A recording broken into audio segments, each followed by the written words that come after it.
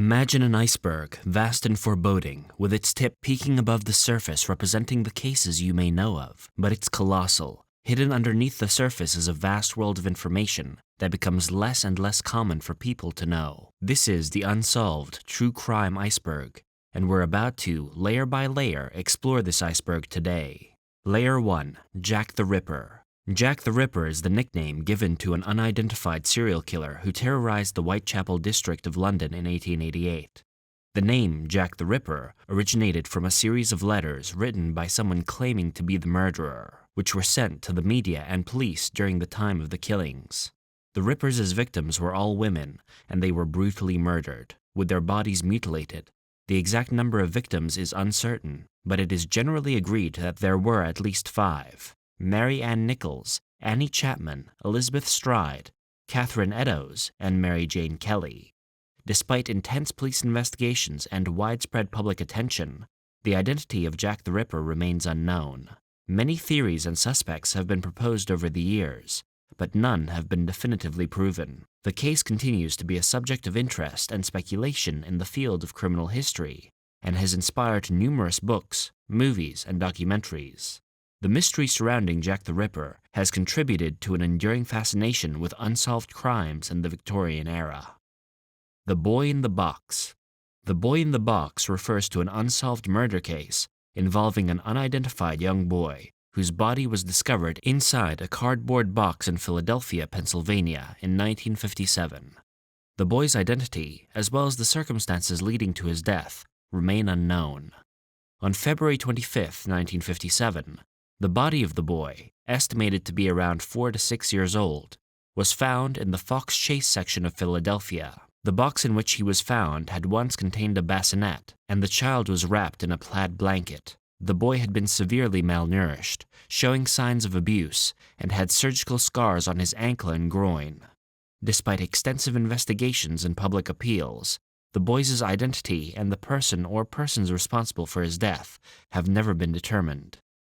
Numerous leads and tips were followed, but the case remained unsolved. Over the years, there have been efforts to use forensic technology to re-examine evidence and generate new leads. But as of my last knowledge update in January 2022, the identity of the boy in the box remains a mystery. The case has continued to capture public interest, and various theories and speculations have been put forward over the years, but none have led to a resolution of the case. The boy was buried in a potter's field, and his grave has become a site for those who wish to pay respects to the unknown child. The Zodiac Killer. The Zodiac Killer is a serial killer who operated in Northern California during the late 1960s and early 1970s. The killer's identity remains unknown, and the case is one of the most famous mysteries in the history of American criminal investigations. The Zodiac Killer is linked to a series of murders, but the confirmed victims are generally believed to include 5 individuals: David Faraday and Betty Lou Jensen in December 1968, Darlene Ferrin and Michael Magow in July 1969, and Paul Stein in October 1969. The killer communicated with the media and law enforcement through a series of cryptic letters, ciphers, and taunting messages. In some of the letters, the killer claimed responsibility for additional murders. The Zodiac Killer's distinct symbol, a crossed circle with a diagonal line through it, has become associated with the case. The killer also sent cryptic ciphers to newspapers, challenging them to decipher the codes. Some of these ciphers have been decoded, but others remain unsolved. Despite investigations by law enforcement and amateur sleuths, the Zodiac Killer was never apprehended. The case has inspired numerous theories and speculation about the killer's identity. The lack of a confirmed suspect and the mysterious nature of the communications have contributed to the enduring fascination with the Zodiac Killer case. In recent years, there have been efforts to use modern forensic techniques to re-examine evidence in the hope of uncovering new leads. The Black Dahlia. The Black Dahlia refers to the brutal and unsolved murder of Elizabeth Short, an aspiring actress, in Los Angeles in 1947. The case received widespread media attention and has since become one of the most infamous unsolved murders in American history.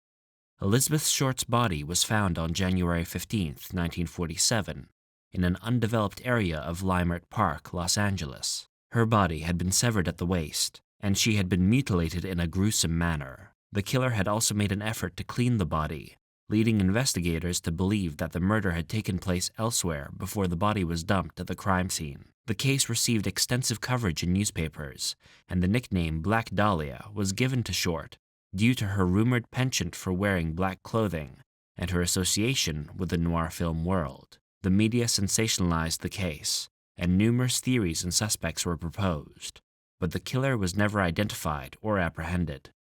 The lack of a clear motive, the gruesome nature of the crime, and the mystery surrounding Short's activities in the day leading up to her death have contributed to the enduring interest in the case. Despite numerous investigations and books written about the Black Dahlia murder, the identity of the killer remains unknown. The case remains one of the most enduring mysteries in the annals of American crime history. The Lady of the Dunes. The Lady of the Dunes is the nickname given to an unidentified woman whose body was discovered in the Race Point Dunes near Provincetown, Massachusetts, in July 1974. The case remains unsolved, and the woman's identity and the circumstances surrounding her death are still unknown. The victim was found by a teenage girl walking her dog. The woman's body was nude, and her hands were missing, making identification more challenging. She was estimated to be between 25 and 40 years old, and forensic analysis suggested she had been killed several weeks before her discovery. Despite efforts by law enforcement and the public, no one has been able to positively identify the Lady of the Dunes. Over the years, there have been various speculative theories and potential connections to other crimes, but the case remains unresolved. In recent years, there have been renewed efforts to utilize advancements in forensic technology, such as DNA analysis, to try to identify the victim and potentially link the case to a known individual. The Villisca Axe Murders. The Villisca Axe Murders refers to a gruesome and unsolved mass murder that occurred in Villisca, Iowa on June 10, 1912. 8 people, including 6 children and 2 adults, were brutally killed with an axe in the Moore family home. The victims were Joshua Moore and his wife Sarah, and their 4 children, as well as 2 visiting children, Lena and Ina Stillinger. The murders were discovered the following morning by a neighbor who became suspicious after noticing that the usually busy Moore household was unusually quiet. The crime scene was disturbing, with each victim having suffered severe head wounds from the blunt side of an axe. The murder weapon, believed to belong to the Moore family, was left at the crime scene. Despite an extensive investigation and a number of suspects, the Villisca Axe murders remain unsolved. Several trials were conducted, but no one was ever convicted of the crime. The case led to numerous theories and speculation over the years, ranging from local suspects to potential connections to other unsolved crimes. The Villisca Axe murders continue to capture public interest, and the house where the murders occurred is said to be haunted. The case is considered as one of the most notorious unsolved crimes in American history. The Axeman of New Orleans. The Axeman of New Orleans was a serial killer who operated in New Orleans, Louisiana, and surrounding areas from May 1918 to October 1919. The killer was known for breaking into homes and attacking people with an axe. The identity of the Axeman was never definitively determined, and the case remains one of the enduring mysteries in the history of American crime. The Axeman targeted mainly Italian-American grocers and their families, but not exclusively. The killer would break into homes and use an axe or a straight razor to attack the occupants. Some victims survived the attacks, providing varying descriptions of the assailant, but others did not. One peculiar aspect of the case was a letter attributed to the Axeman that was published in newspapers. In the letter, the killer claimed to be a supernatural being and threatened to spare those who played jazz music in their homes on a specific night. This led to a night when many people in New Orleans reportedly played jazz music to protect themselves. The Axeman's identity and motives remain unknown. Some theories suggest that the killer may have been a deranged individual, while others propose connections to organized crime or personal vendettas. Despite investigations and speculation, the Axeman was never caught, and the case remains unsolved. The mystery of the Axeman of New Orleans has continued to capture public interest, and it has inspired various books, documentaries, and fictionalized accounts. However, the true identity of the Axeman remains elusive. D.B. Cooper. D.B. Cooper is the alias used by an unidentified individual who, in 1971, hijacked a commercial plane, extorted a ransom, and then parachuted out of the plane, disappearing without a trace. On November 24, 1971, Cooper boarded Northwest Orient Airlines Flight 305, demanded $200,000 in parachutes, released the passengers in exchange for the ransom, and then directed the remaining crew to fly to Mexico. Somewhere over the rugged wilderness of the Pacific Northwest, Cooper parachuted into the night and vanished. Despite an extensive manhunt, the mysterious hijacker's identity and fate remain unknown, making him one of the most elusive and legendary figures in the history of mysteries. The murder of Biggie and Tupac. The murder of Biggie and Tupac, the murders of Christopher Wallace, also known as the notorious B.I.G., Biggie, and Tupac Shakur, are two of the most famous and unsolved cases in the history of hip-hop. Both incidents occurred in the mid-1990s and are surrounded by conspiracy theories, speculation, and ongoing investigations. Here's a brief overview. Tupac Shakur. Tupac was shot on September 7, 1996, in a drive-by shooting in Los Angeles, Nevada, after attending the Mike Tyson vs. Bruce Sheldon boxing match. He died 6 days later, on September 13, 1996, at the age of 25. The murder remains officially unsolved, with numerous theories and speculations about who was responsible. Some theories suggest gang affiliations, rivalry with East Coast artists, particularly Biggie Smalls, and the East Coast-West Coast hip-hop feud, and even the involvement of law enforcement. Notorious B.I.G., Biggie Smalls. Biggie was killed in a similar fashion in a drive-by shooting on March 9, 1997, in Los Angeles, California. He was shot multiple times while sitting in a car after leaving a party. Like Tupac's case, Biggie's murder is officially unsolved, and theories abound regarding the motive and those responsible. The East Coast-West Coast hip-hop rivalry is often cited as a factor in both murders. The investigations into these cases have faced numerous challenges, including a lack of cooperation from witnesses and a perceived code of silence within the hip-hop community. Additionally, the murders occurred during a tumultuous time in the rap industry, marked by intense rivalries and feuds between artists from the East Coast and West Coast. Several documentaries, books, and films have explored these cases, examining various theories and potential motives. The killing of JonBenét Ramsey. The killing of JonBenét Ramsey is a notorious unsolved murder case that took place on December 25th or 26th in Boulder, Colorado.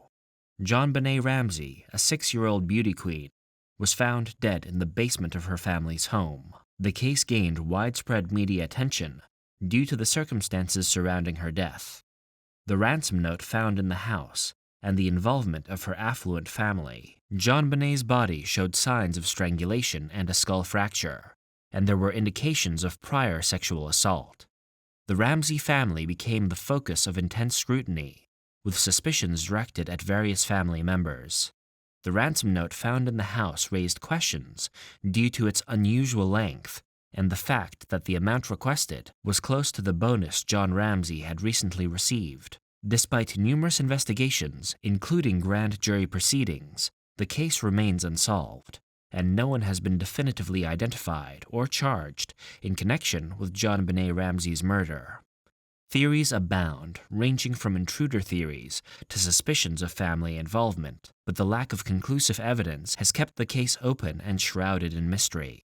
The murder of JonBenét Ramsey remains one of the most perplexing and debated unsolved crimes in modern American history. The OJ Simpson murder case. The OJ Simpson murder case refers to the trial and legal proceedings surrounding the deaths of Nicole Brown Simpson and Ronald Goldman. On the night of June 12, 1994, Nicole Brown Simpson, O.J. Simpson's ex-wife, and Ronald Goldman were found murdered outside Nicole's home in Brentwood, Los Angeles.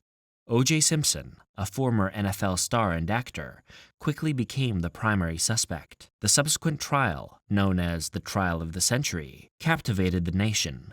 It featured a high-profile legal defense team, including Johnny Cochran, Robert Shapiro, and F. Lee Bailey, representing Simpson. The trial lasted from January to October 1995 and was marked by intense media coverage, public fascination, and issues related to race, celebrity, and domestic violence.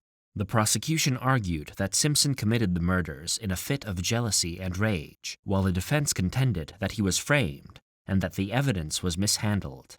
On October 3, 1995, the jury acquitted OJ Simpson of the criminal charges. However, in a subsequent civil trial in 1997, Simpson was found liable for the deaths in a wrongful death lawsuit brought by the victims' families. He was ordered to pay substantial financial damages.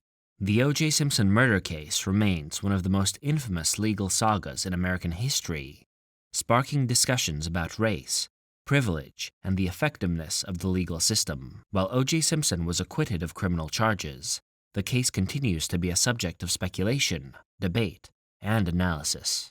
Layer 2. The Hinterkaifeck Murders. The Hinterkaifeck murders refer to a grisly unsolved crime in Hinterkaifeck, Germany in 1922.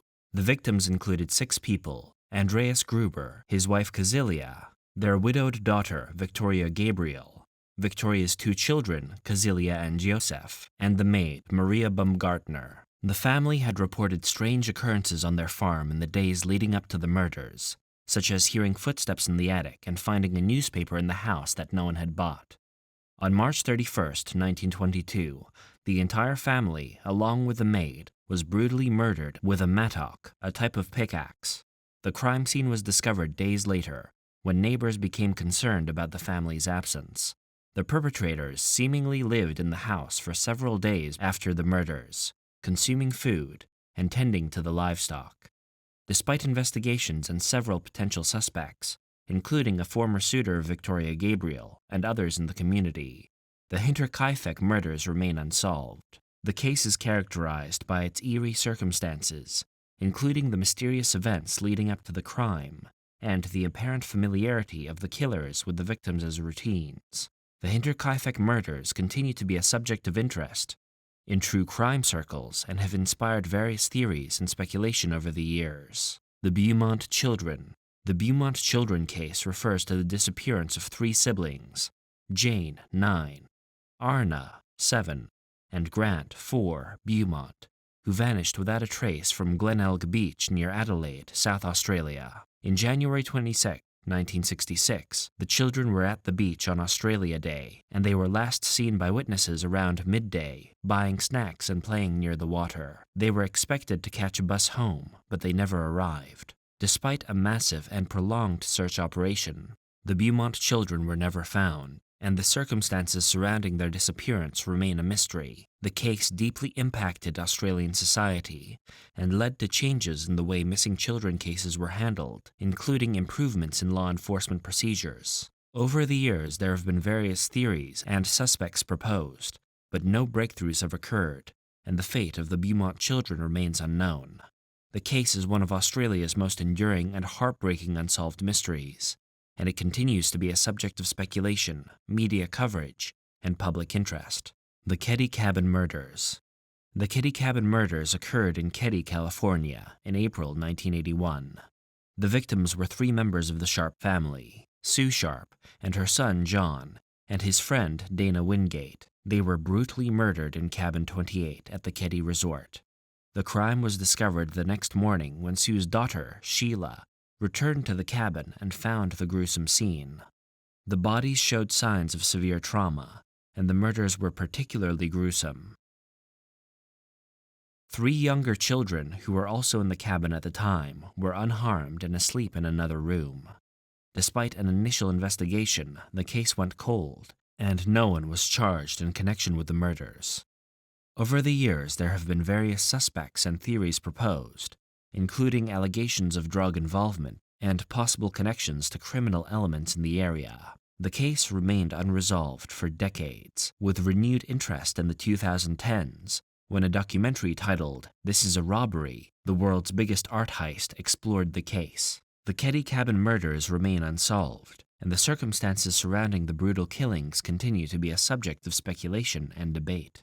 The 1991 Austin Yogurt Shop Murders. The 1991 Austin Yogurt Shop Murders refer to a heinous crime that took place on December 6, 1991, at a yogurt shop in Austin, Texas. 4 teenage girls were killed in a brutal manner. The victims were Amy Ayers, 13, Eliza Thomas, 17, Jennifer Harbison, 17, and her younger sister, Sarah Harbison, 15.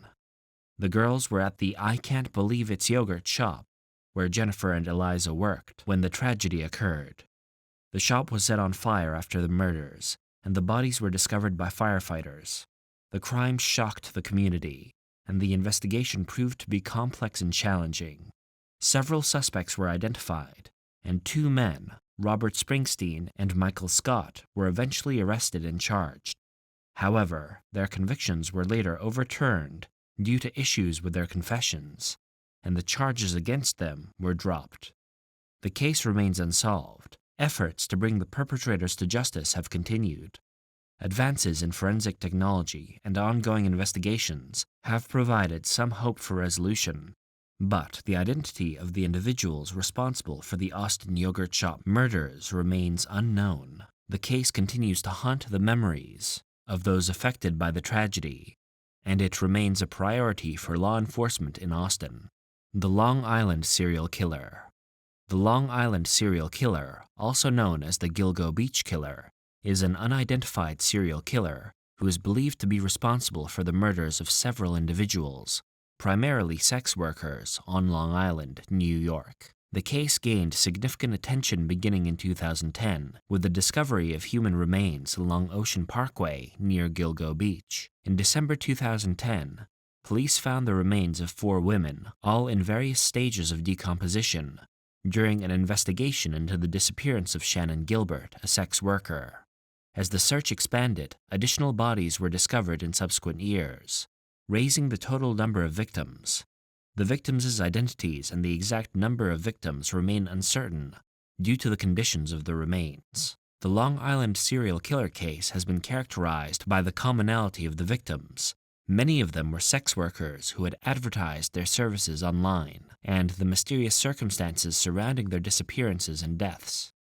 Despite extensive investigations, the identity of the killer or killers has not been determined, and the case remains unsolved. Theories about the identity and motivations of the Long Island serial killer abound. No arrests have been made in connection with the murders. The case continues to be a subject of ongoing investigation, public interest, and speculation. The Smiley Face Killer. The smiley face killer is a term used to describe a theory or set of theories that suggests a potential serial killer or group of killers who allegedly target and drown young, college-aged men in various locations across the United States. The theory gained attention in the late 1990s and early 2000s when retired New York City detectives Kevin Gannon and Anthony Duarte, along with Dr. Lee Gilbertson, a criminal justice professor, proposed a connection between a series of deaths and the discovery of smiley face graffiti near some of the crime scenes. The theory suggests that the deaths, often ruled as accidental drownings, are part of a larger, organized criminal activity. However, law enforcement agencies and many experts have questioned the validity of the smiley face killer theory, citing lack of concrete evidence and the presence of alternative explanations for the deaths, such as alcohol-related accidents. Most law enforcement agencies do not consider the smiley face killer theory as credible, and the deaths are typically investigated individually by local authorities. Critics argue that the theory is more of an urban legend or a conspiracy theory rather than a substantiated criminal pattern. No conclusive evidence has been presented to support the existence of a smiley face killer or a coordinated effort to target and kill young men in the manner suggested by the theory. The deaths are generally considered unrelated incidents, and investigations continue on a case-by-case basis. The Max Headroom Incident.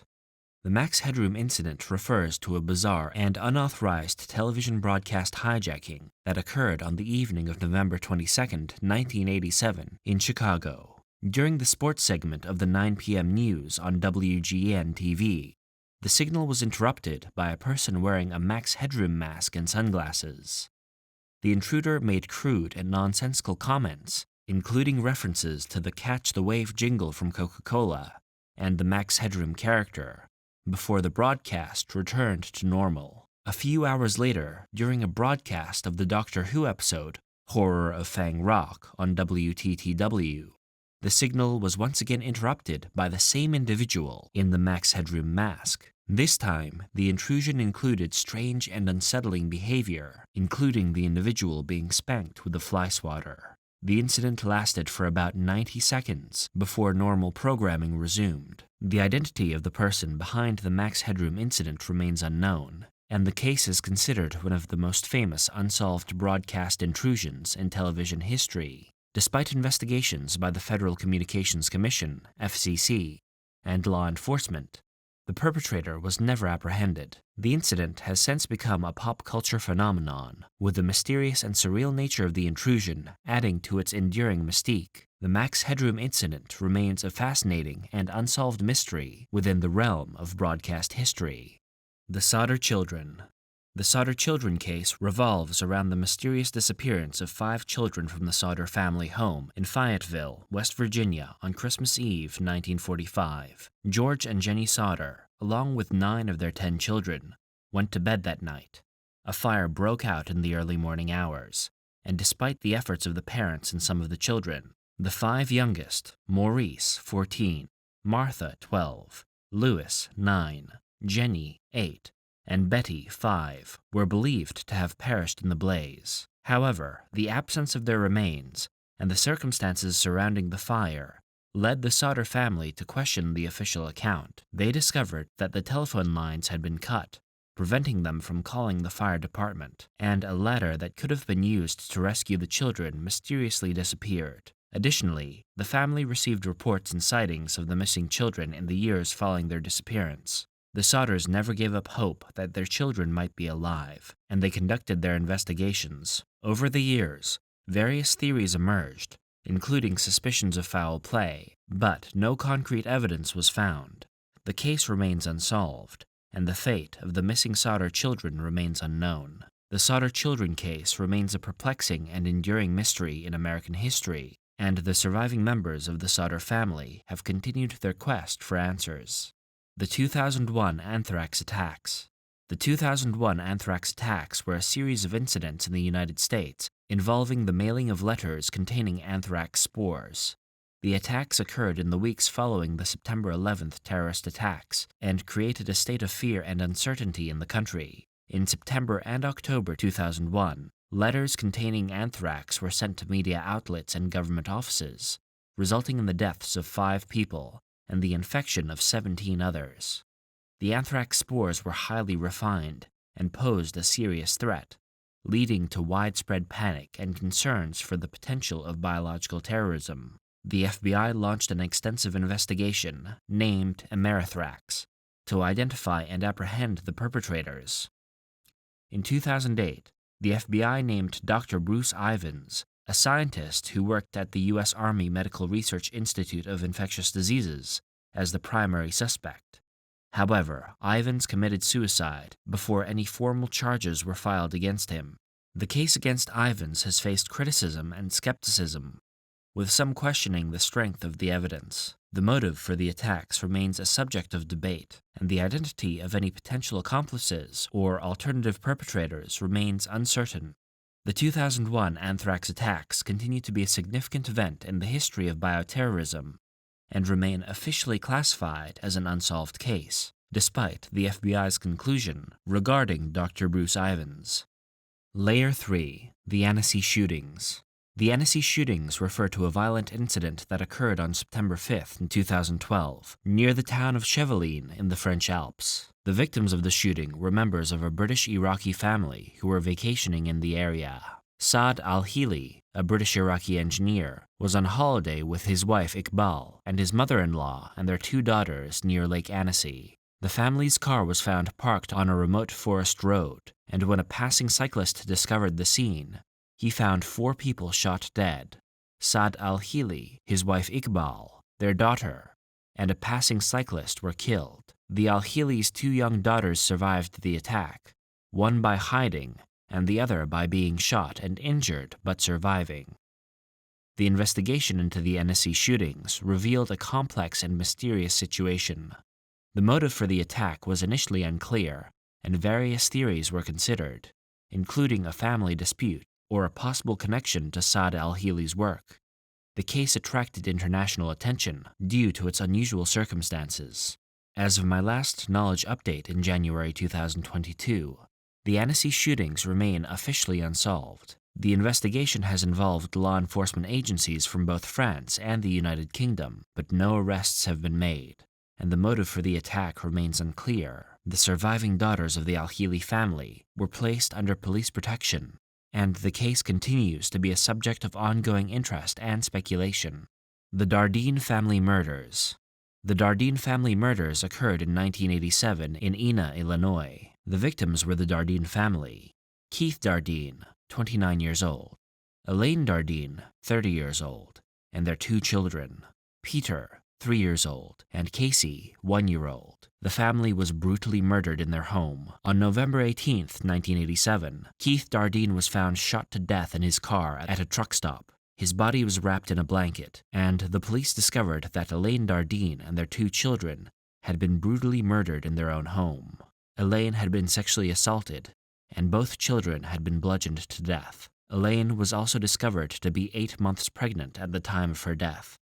The case remains unsolved, and despite various theories and investigations over the years, the perpetrators have not been definitively identified. The brutal nature of the murders and the lack of a clear motive have contributed to the mystery surrounding the Dardine family murders. The case is still considered open, and law enforcement periodically reviews the evidence in the hope of finding new leads that could lead to a resolution.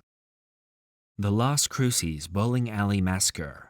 The Las Cruces Bowling Alley Massacre refers to a tragic incident that occurred on February 10, 1990, at the Las Cruces Bowl in Las Cruces, New Mexico. During the robbery of the bowling alley, 7 people were brutally shot, and the building was set on fire. 3 of the victims, Amy Hauser, 13, Stephen Turan, 26, and his daughter, Paula Holguin, 6, died as a result of the attack.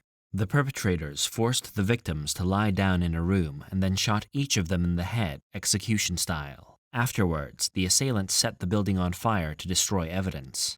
In addition to the 3 fatalities, 4 others survived the attack, but suffered gunshot wounds and other injuries. Despite the violent nature of the crime, the motive behind the Las Cruces Bowling Alley Massacre has remained unclear, and the case has proven to be difficult to solve. Over the years, there have been investigations, theories, and potential suspects, but as of my last knowledge update in January 2022, no one has been arrested and charged in connection with the crime. The Las Cruces Bowling Alley Massacre remains one of the most infamous unsolved crimes in New Mexico, and the lack of resolution has left lasting scars on the community and the families affected by the tragedy. The murder of Adam Walsh. The murder of Adam Walsh is a tragic and highly publicized case that had a significant impact on missing children's cases and child safety in the United States. Adam Walsh, a 6-year-old boy, disappeared on July 27, 1981, from a shopping mall in Hollywood, Florida. His mother, Reeve Walsh, left him in a Sears department store toy department while she briefly went to another section of the mall. When she returned, Adam was missing. Adam's severed head was discovered in a canal in Vero Beach, Florida, on August 10, 1981. The rest of his body was never found. The investigation into Adam's abduction and murder became a high-profile case and led to increased awareness about child safety. The prime suspect in the case was Otis Toole, a drifter and convicted serial killer, who confessed to the crime but later recanted. Despite his confession and his implication in the murder, Toole was never officially charged in connection with Adam Walsh's death. The case had a profound impact on Adam's parents, John and Reeve Walsh, who became advocates for missing and exploited children. John Walsh went on to host the television show America's Most Wanted, dedicated to tracking down criminals, including those involved in child abductions. In 2008, the Hollywood Police Department officially closed this case, declaring Otis Toole as Adam's murderer. Although lack of physical evidence and Toole's history of unreliable confessions led to ongoing debates about the case's resolution, the tragedy of Adam Walsh's murder remains a pivotal moment in the history of missing children cases and the broader effort to raise awareness about child safety. The Delphi Murders.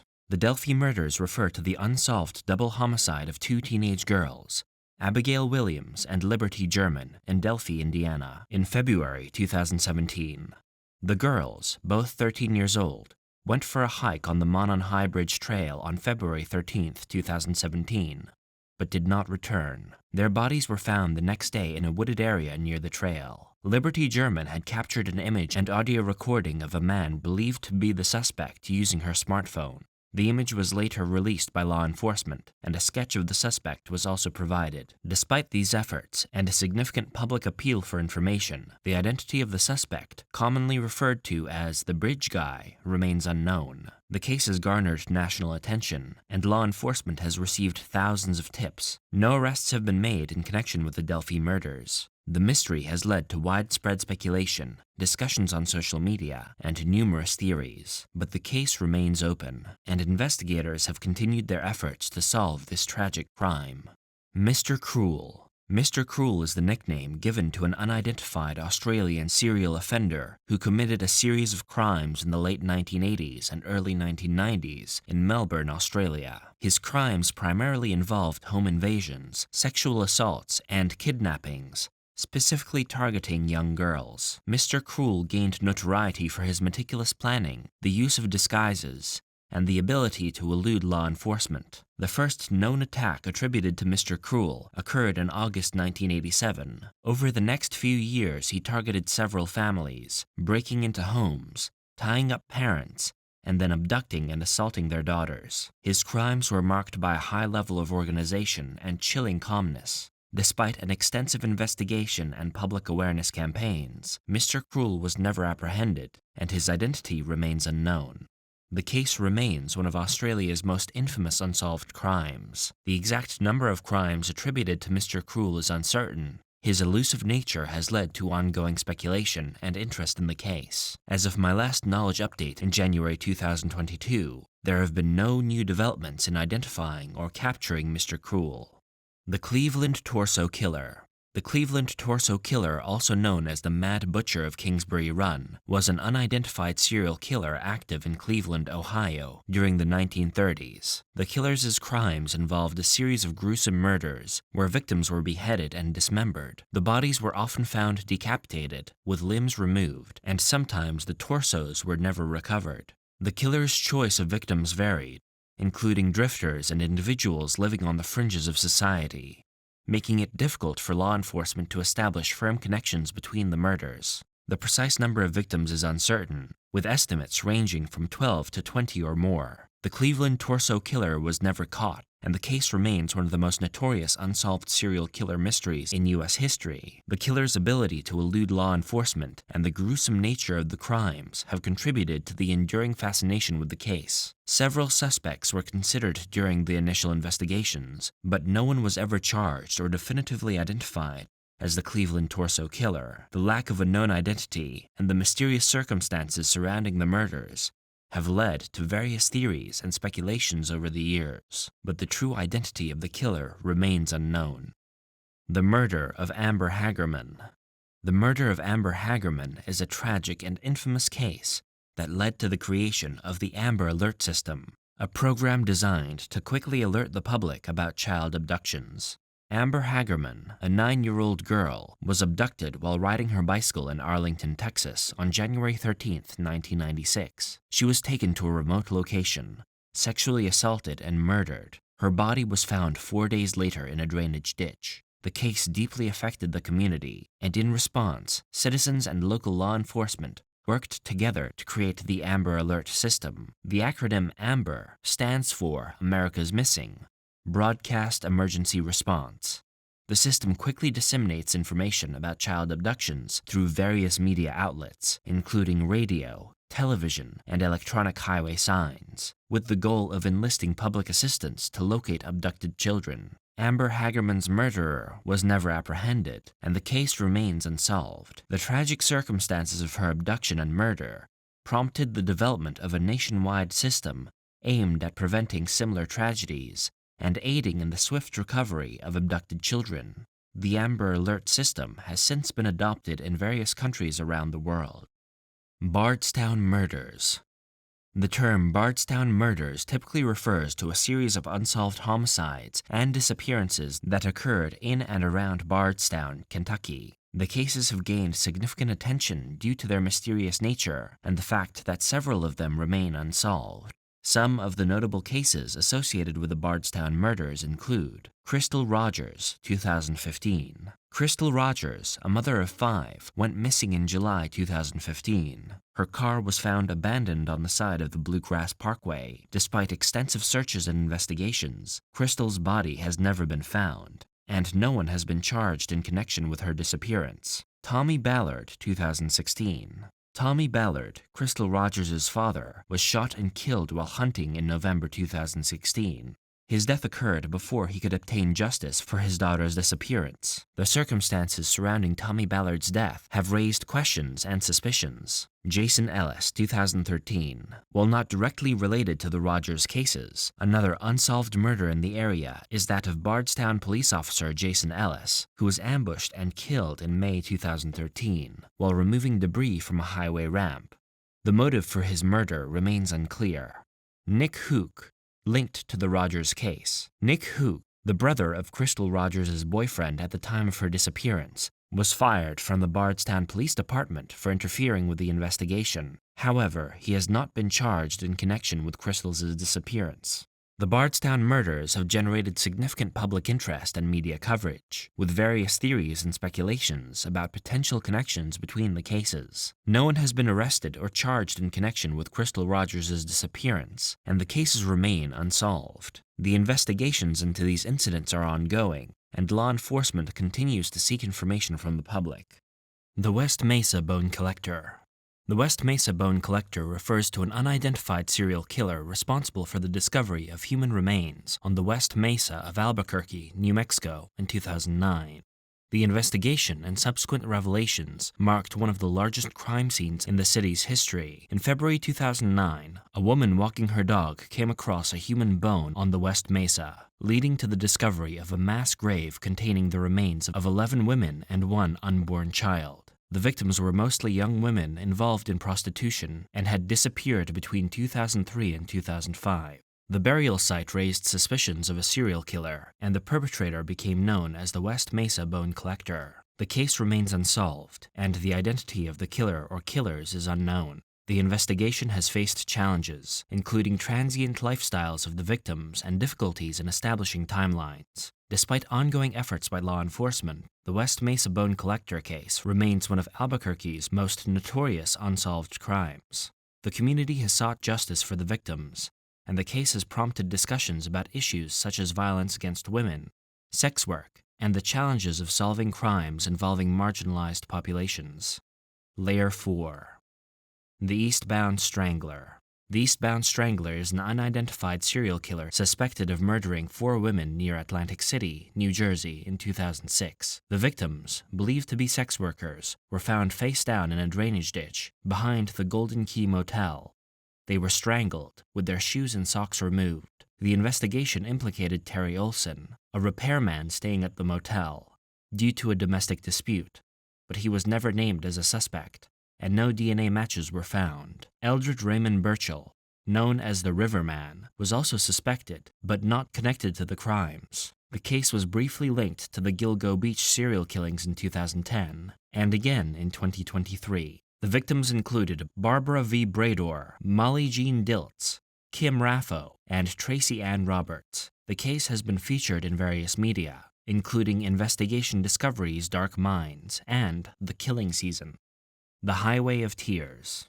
The Highway of Tears is a 719-kilometer corridor along Highway 16 in British Columbia, Canada, notorious for a series of crimes against missing and murdered Indigenous people, MMIW, since the 1970s. Coined during a vigil in 1998, the term highlights the disproportionately high number of Indigenous women among the victims. Proposed explanations for the prolonged crimes include factors like poverty, drug abuse, domestic violence, disconnection from traditional culture, and disruptions to the family unit. Hitchhiking, often the only mode of transportation due to poverty-related limitations, contributes to the vulnerability of the potential victims. Despite numerous investigations and suspects, including 3 serial killers, the cases remain largely unsolved. The issue has raised concerns about systemic racism, and media coverage has been criticized for assigning lesser value to Indigenous women. Efforts to address the problem include recommendations for improved public transit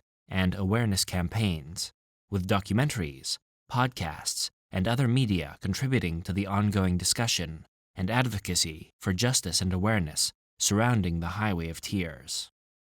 The Servant Girl Annihilator. The Servant Girl Annihilator, also known as the Austin Axe Murderer and the Midnight Assassin, was an unidentified serial killer who terrorized Austin, Texas between 1884 and 1885. Coined by writer O. Henry, the killer targeted predominantly African American and immigrant women, committing 8 brutal axe murders. The New York Times in 1885 described the perpetrator as a cunning madman, obsessed with killing women, making it an early example of a serial killer in the United States, predating Jack the Ripper's crimes in Whitechapel by 3 years. The murderer, whose identity remains unknown, posed victims similarly, and the series ended with the killings of 2 white women, Eula Phillips and Susan Hancock. Various suspects were arrested, but only James Phillips was convicted, later having his conviction overturned. The killings ceased when additional police were hired, rewards offered, and citizens formed a vigilance committee. Eyewitness accounts provided contradictory information, and the case remained unsolved. In a 2014 PBS History Detectives episode, Nathan Elgin, a 19-year-old African-American cook, was identified as a suspect, but the case remains a historical mystery. The term Servant Girl Annihilator was coined by O. Henry, living in Austin at the time, and the murders have been exploited in literature, podcasts, and other media. The Walker County Jane Doe. The Walker County Jane Doe refers to an unidentified woman whose body was discovered on November 1, 1980, near Huntsville, Walker County, Texas. She is also known as Huntsville Jane Doe or Walker County Princess. The circumstances surrounding her death and identity remain unresolved. The woman was estimated to be between 14 and 21 years old, with auburn or brown hair. She had a distinctive feature, a surgical scar on her lower abdomen, suggesting a cesarean section. The victim was found partially clothed, wearing a pink pullover sweater, jeans, and white sneakers. Despite efforts by law enforcement and the community, her identity and the circumstances surrounding her death remain unknown. The case of the Walker County Jane Doe is one of the many unsolved mysteries in the United States, and authorities continue to seek information that might lead to identifying her and solving the case. The Monster with 21 Faces. The Monster with 21 Faces, named after Edogawa Rampo's fictional character, emerged as an alias for a criminal group involved in the Glico Morinaga case in Japan in 1984. The group kidnapped Katsuhisa Ezaki, the president of Ezaki Gilco, and sent threatening letters to the police and media. Despite extensive investigations, the culprits were never caught. The group later targeted Morinaga and other companies engaging in criminal campaigns. The case involved product tampering, extortion, and harassment. The Monster with 21 Faces sent letters with cryptic messages, including hints about their actions. The police faced challenges in capturing the suspects, leading to the suicide of Superintendent Yamamoto. The group eventually ceased its activities, and no suspects were charged. Major suspects, such as the videotaped man and the fox-eyed man, were identified but never apprehended. Manabu Miyazaki, initially considered as a suspect, was later cleared of involvement. The case remains one of Japan's unsolved mysteries. The Lane Bryant Shooting. The Lane Bryant shooting refers to a tragic incident that occurred on February 2, 2008, at a Lane Bryant clothing store in Brookside Marketplace in Tinley Park, a suburb of Chicago, Illinois, USA. On that day, a man entered the store and began shooting, ultimately killing 5 women and injuring another. The victims were store employees and customers. The shooter, who was described as an African-American man, entered the store during business hours. After entering, he took the women to a back room, where he shot and killed them. The victims were identified as Rhonda McFarland, Sarah Sezfranski, Carrie Hudek Chusio, Connie R. Woolfolk, and Jennifer L. Bishop. Another woman survived the attack and was able to provide a description of the assailant, despite a massive manhunt and efforts by law enforcement to identify and apprehend the shooter. The case remained unsolved for an extended period. The motives behind the shooting were not immediately clear, and the incident shocked the local community and the nation. In 2019, more than a decade after the shooting, the Tinley Park Police Department released an updated description of the suspect and announced a renewed effort to solve the case. The police released a composite sketch and a video recording of a person of interest seen in the vicinity of the store around the time of the shooting. The Lane Bryant shooting remains an unsolved case, and the perpetrator has not been brought to justice. It is advisable to check more recent sources for any developments in the case. 1979 Ghost Train Fire. The 1979 Sydney Ghost Train Fire was a tragic incident that occurred on June 9, 1979, at Luna Park in Sydney, Australia. The fire took place inside the Ghost Train amusement ride, resulting in the deaths of 7 people, including 6 children, and leaving many others injured. The Ghost Train was a popular attraction at Luna Park, and the fire broke out during the evening, around 10:15 p.m., when the park was crowded with visitors. The cause of the fire was believed to be an electrical fault inside the ride. The victims, aged between 6 and 27 years old, were trapped inside the ride as it quickly became engulfed in flames. The fire caused panic and chaos among park visitors, and the victims' families were left devastated by the tragedy. Following the incident, investigations were carried out to determine the cause of the fire and to assess whether there were any shortcomings in the safety measures. The findings pointed to faulty wiring within the Ghost Train ride as the primary cause of the fire. The tragedy led to changes in safety regulations and amusement park procedures to prevent similar incidents in the future. The Sydney Ghost Train Fire remains one of the most tragic incidents in Australian amusement park history, and it had a lasting impact on the families of the victims and the broader community. The incident serves as a reminder of the importance of maintaining rigorous safety standards in amusement parks and other public attractions. The Sherman Murders. Bernard Charles Barry Sherman, a Canadian businessman and philanthropist, served as the chairman and CEO of Apotex Incorporated, with an estimated net worth of around $3.2 billion at the time of his death in December 2017. Sherman, a graduate of the University of Toronto with a doctorate from MIT, entered the pharmaceutical business in the 1960s by managing Empire Laboratories. He later founded Apotex, known for his combative approach in the industry. Barry and his wife were found dead in their home, initially thought to be a murder-suicide by Toronto police. However, subsequent investigations, including a private one hired by the family, suggested they were homicides. The bodies were discovered near their pool, tied with belts. The case remains unsolved, with the police investigating various angles. Speculations about potential motives and suspects have arisen, considering Sherman's business associations and legal disputes. Family members, including his son Jonathan Sherman, had financial dealings with Barry before his death. The police identified a person of interest and released security footage of a suspect. Court documents also included statements suggesting a possible religious motive, as the Shermans were known supporters of Israel, and Honey had expressed concerns about funds reaching Muslim fundamentalists. As of April 2022, the case is still under investigation, with no charges filed. The Sherman family has increased the reward for information leading to an arrest, and the Toronto police have requested the court to seal case documents to protect the investigation's integrity. Layer 5. The Mad Pooper.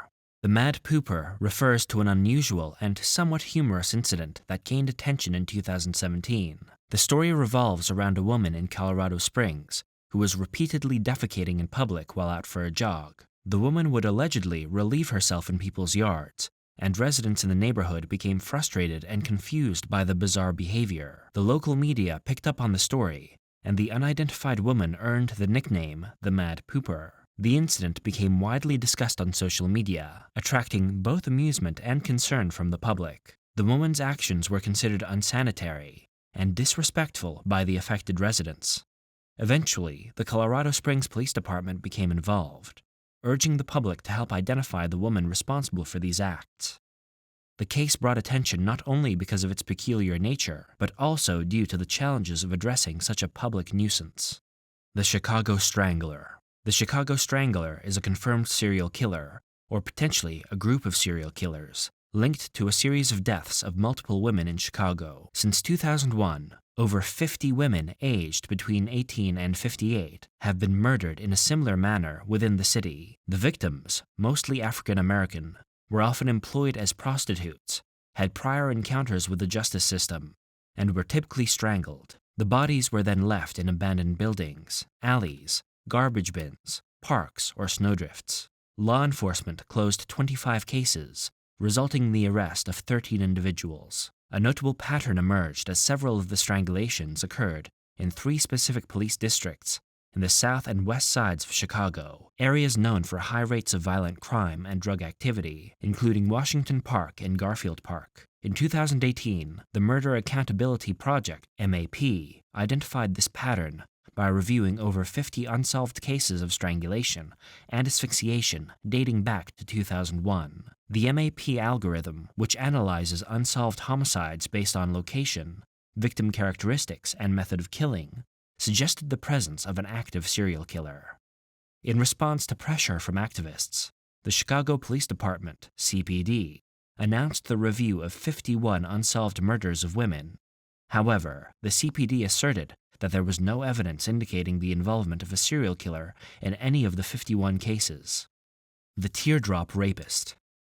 The Teardrop Rapist is an unidentified perpetrator responsible for 35 sexual assaults, including minors, in Los Angeles, California. Starting in 1996 and continuing until 2012, the suspect, believed to be a Hispanic male with a light complexion, earned the moniker due to at least one teardrop tattoo under his eye. Initially believed to have stopped in 2005, the assailant resurfaced in November 2011 when a 15-year-old girl was attacked, and the DNA evidence linked the crime to the same rapist. Although this victim did not witness the teardrop tattoo seen by previous victims, suggesting a possible tattoo removal. Following an attempted assault on June 15, 2012, the police announced plans to canvass Hispanic neighborhoods in Los Angeles and offered a $50,000 reward for information leading to an arrest. In July 2013, the LAPD collaborated with the FBI, increasing the reward to $100,000, with $25,000 contributed by the FBI. New composite sketches were released as well. DNA evidence from 11 sexual assaults was conclusively linked when the rape kits were tested. In an unrelated case, Louis Vargas, initially convicted in 1999 for 3 sexual assaults, was sentenced to 55 years to life. Despite maintaining his innocence, Vargas was imprisoned until 2015 when DNA testing on evidence from the first victim proved his innocence. The DNA matched another man responsible for a series of sexual assaults over 16 years. Vargas was subsequently exonerated and received $886,760 in state compensation. The Geezer Bandit. The Geezer Bandit is the nickname given to an unidentified elderly man who was involved in a series of bank robberies in Southern California. The moniker Geezer Bandit was coined due to the suspect's advanced age and seemingly elderly appearance. The bank robberies attributed to the Geezer Bandit began in 2009, and he targeted various banks in San Diego County. The suspect typically passed a note to bank tellers, demanding money and insinuating he was armed, although no weapon was openly displayed. Despite his age, the Geezer Bandit managed to evade capture after each robbery. The FBI and local law enforcement agencies launched investigations into the Geezer Bandit's activities, and his notoriety grew as the media covered this unusual case. Authorities offered rewards for information leading to his arrest, but the suspect's identity remained unknown for an extended period. The Short Family Murders. On August 15, 2002, the bodies of Michael Short, 50, and Mary Short, 36, were discovered in their Oak Level, Virginia home. Both had been shot in the head while sleeping. Their 9-year-old daughter, Jennifer, was missing. The family lived in a small community outside of Bassett, and they were known as a quiet, close-knit family. Michael and Mary worked for MS Mobile Home Movers, a business owned by Michael. On the night of August 14, 2002, the family was seen together at a Burger King drive-thru. The last time they were confirmed together was around 11 p.m. Michael's employee, Chris Thompson, found Michael's body in the garage the next morning. Mary was found dead in her bed. Jennifer was nowhere to be found. Despite an extensive search, Jennifer remained missing. An Amber Alert was issued and searches were conducted, but no trace of her was found. The crime scene revealed that Michael and Mary were likely killed in their sleep with a small caliber firearm, and Jennifer's room showed signs of disturbance. The phone lines were cut, indicating a premeditated act. Investigators gathered evidence from the home, including .22 caliber shell casings, a shotgun, cash on the kitchen counter, and a note from the kitchen table. Jennifer's appearance was initially treated as a potential abduction, and the Amber Alert extended for hundreds of miles. Early suspects were ruled out, including Michael's employee, Chris Thompson. Real estate records were checked for potential leads, considering the family had recently put their home on the market. However, no apparent suspects emerged in the early days. Mary had a past incident in the early 1990s where she was harassed at her workplace, but no restraining order was filed. This information added a mysterious element to the investigation. The community rallied together to raise awareness about Jennifer's disappearance. In September 2002, human remains were found an hour south of Oak Level. Initially denied as Jennifer's, the remains were later identified as hers, with a gunshot wound to the head. The discovery marked a tragic end to the search for Jennifer, whose cause of death was determined, but other details were hard to ascertain due to the decomposed state of her remains. The killing of Henryk Siewiak.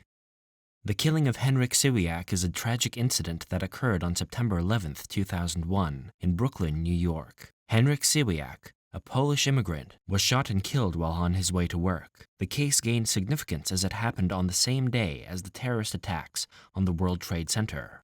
Henryk Siewiak had recently arrived in the United States, seeking better opportunities. On the morning of September 11, 2001, he was en route to his job as a maintenance worker. The circumstances surrounding his death raised questions and added to the heightened tension and uncertainty gripping the city on that fateful day. Siewiak was shot in the chest in the Bedford-Stuyvesant neighborhood of Brooklyn.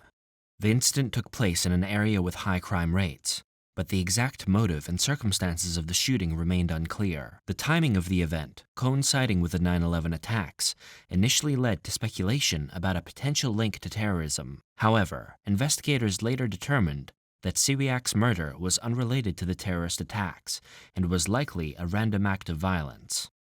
Despite extensive efforts by law enforcement, the case remained unsolved for an extended period.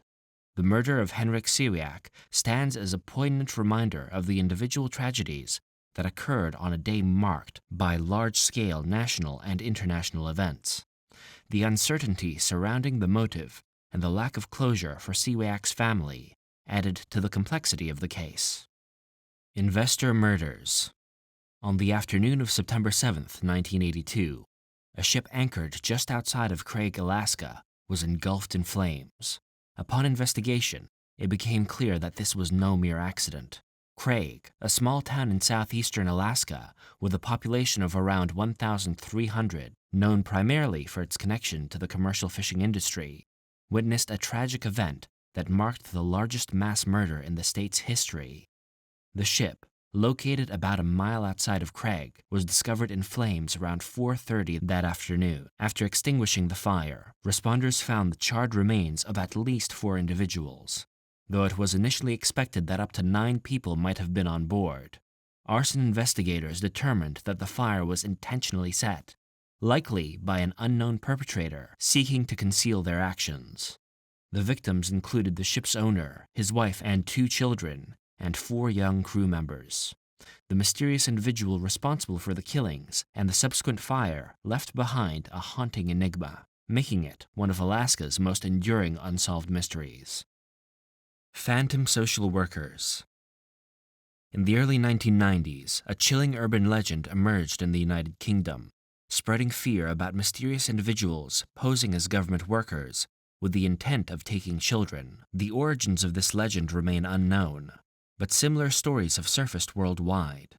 One such incident occurred in the Australian city of Queanbeyan on February 24, 2018, in the suburb of Carabar, near Canberra. In what police deemed a disturbing event, a mother encountered 2 strangers, a man and a woman, whom she had never seen before and hasn't seen since. The New South Wales police released a statement describing the incident. The strangers claimed to be FACS caseworkers, presenting what seemed to be identity cards. They asserted that they were there to check on the welfare of the children. Although the mother offered to call them back when the children were awake, the pair insisted on waiting. After briefly examining the children and their bedroom, the strangers left the home. Suspicious of the visit, the mother contacted Queen Bee and FACS, who confirmed no record of the visit from any caseworkers. The matter was then reported to the police. The mother provided descriptions of two strangers to the police. The man, in his 30s, was Caucasian, around 6 feet tall with a slim build, fair complexion, dark hair, and a prominent nose. The woman, in her 20s, was also Caucasian, around 5.5 feet tall, with a medium build, tanned complexion, medium-length curly hair, and a dyed streak.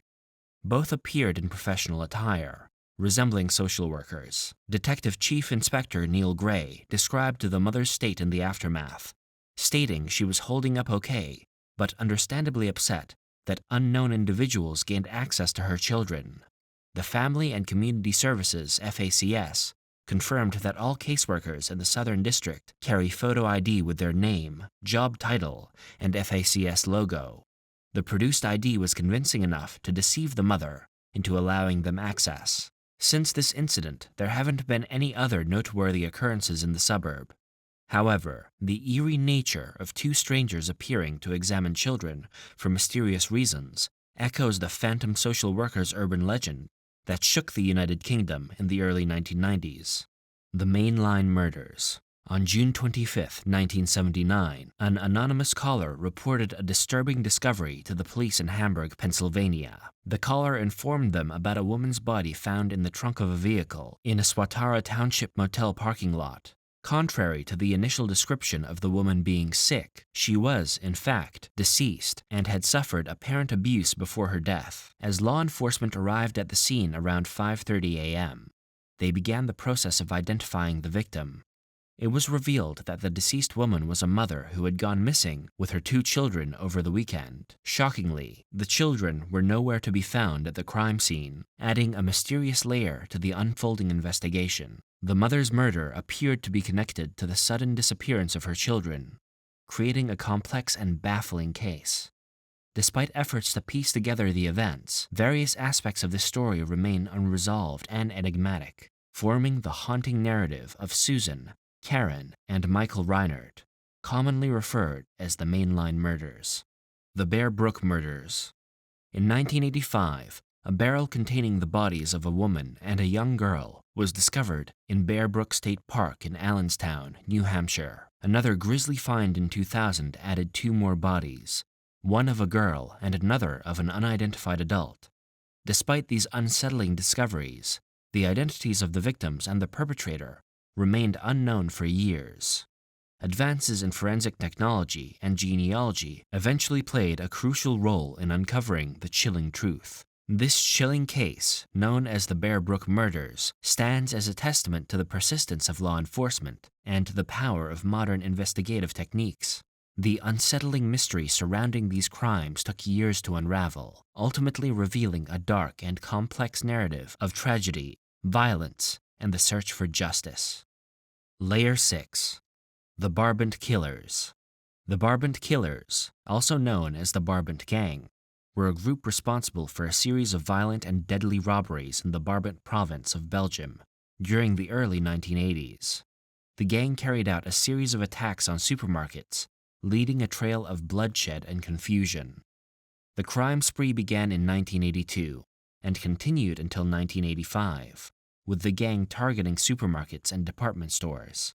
Their actions were characterized by extreme brutality, as they not only robbed the establishments, but also engaged in wanton violence, often killing bystanders and law enforcement officers without apparent motive. The attackers were heavily armed and wore distinctive outfits, resembling military or police uniforms, adding to the confusion during their criminal activities. The motives behind the Barbant killers' actions remain unclear, as they didn't seem solely motivated by financial gain. Law enforcement efforts to apprehend the Barbant killers proved challenging, as the gang was adept at eluding capture and operated with a high level of sophistication. Despite extensive investigations, the identities and motives of the individuals involved have not been definitively established, leading to various theories and speculations. The Barbant Killers case remains one of Belgium's most infamous and unresolved criminal mysteries, with the identity and motivations of the perpetrators still unknown. The brutal nature of their crimes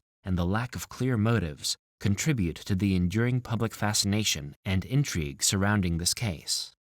The murder of Karina Saunders. The murder of Karina Saunders is a tragic and gruesome crime that took place in Bethany, Oklahoma in 2011. Karina Saunders, a 19-year-old woman, became the victim of a heinous act that shocked the community. Karina's dismembered body was discovered in a duffel bag behind a grocery store in Bethany on October 13, 2011. The discovery horrified investigators and the public alike. The brutality of the crime suggested a level of violence and cruelty that left many questioning the motives and the identity of the perpetrators. The investigation revealed that Karina Saunders had been lured into a trap, and her murder was connected to human trafficking and drug-related activities. Authorities believe that she was killed at a nearby residence before her body was mutilated and left in a duffel bag. The case has been marked by its complexity and the involvement of multiple individuals. Over the years, law enforcement has worked tirelessly to piece together the events leading to Karina's death and to identify those responsible. The search for justice has involved following leads related to human trafficking networks and criminal enterprises. The Bible Belt Strangler. The redhead murders is a term used to describe a series of unsolved homicides of redheaded females in the United States between October 1978 and 1992. The believed perpetrator, an unidentified male serial killer, targeted victims in states including Tennessee, Arkansas, Kentucky, Mississippi, Pennsylvania, and West Virginia. The victims, often unidentified for extended periods, were typically women with red hair, found along major highways. Authorities suspect the victims may have been hitchhiking or involved in prostitution. The number of perpetrators, the total victim count, and the exact connection between cases remain unclear. Estimates suggest there may be 5 to 14 victims. Some victims have been identified, including Lisa Nichols, Tina Marie McKinney Farmer, whose killer, Jerry Leon Johns, was identified through DNA in 2019, Tracy Sue Walker, Michelle Levon Inman, and Espy Regina Pilgrim. There were additional suspected victims like Priscilla Ann Blevins, Karen K. Nippers, Wetzel County Jane Doe, DeSoto County Jane Doe, Elizabeth Lamont, Pulaski County Jane Doe, Roane County Jane Doe, Stacy Lynn Chahorsky, and Donna Sue Nelton. Investigation challenges include victims being estranged from family and not native to the discovery states. The possible suspect, Jerry Leon Johns, emerged in 1985, but he was excluded from the case, though DNA later linked him to one victim. Another trucker in Pennsylvania was also questioned but dismissed. The investigation remains open, with efforts to identify and connect victims ongoing. The Franciscan Priest Murders. In the 1980s, the Franciscan priest murders refer to the mysterious disappearances and murders of 2 Catholic priests in the western United States between 1982 and 1985. Father Rinaldo Rivera and a Franciscan priest at the Cathedral Basilica of St. Francis in Santa Fe in New Mexico was murdered on August 5, 1982. His body was found 3 days later, and he had been shot and strangled. A year and a half later, on July 20, 1984, Father John Kerrigan, a diocesan priest in the Diocese of Helena, disappeared in Montana.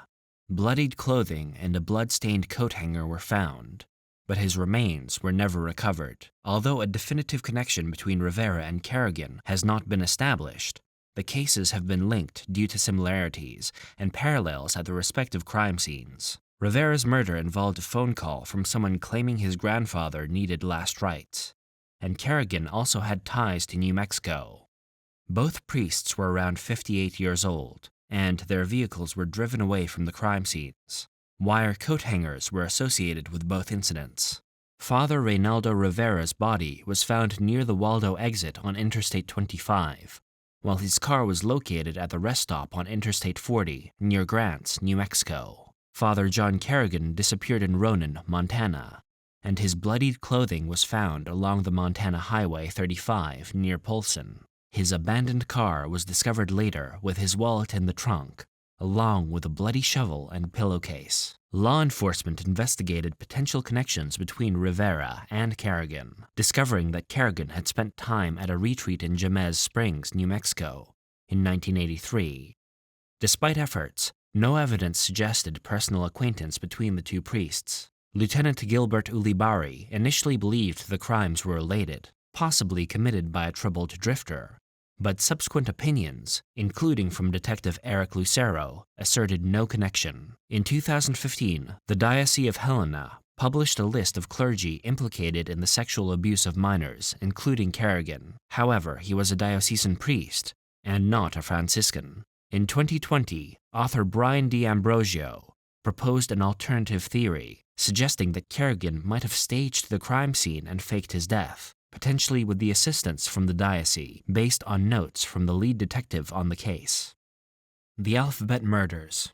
The Alphabet Murders, also known as the Double Initial Murders, is an unsolved series of child murders that occurred between 1971 and 1973 in Rochester, New York. The three victims, Carmen Collin, Wanda Wakalwitz, and Michelle Menza, were all girls aged 10 or 11, each with a first and last name sharing the same initial. The perpetrators sexually assaulted and murdered them, dumping their bodies near towns with names beginning with the same letter as their first names. Despite extensive investigations and multiple suspects, including Carmen's uncle Miguel Colon, serial offender Dennis Termini, and later Joseph Nasso, no one was convicted in connection with these heinous crimes. The case remains unsolved, generating public outrage and ongoing efforts to bring justice to the victims and their families.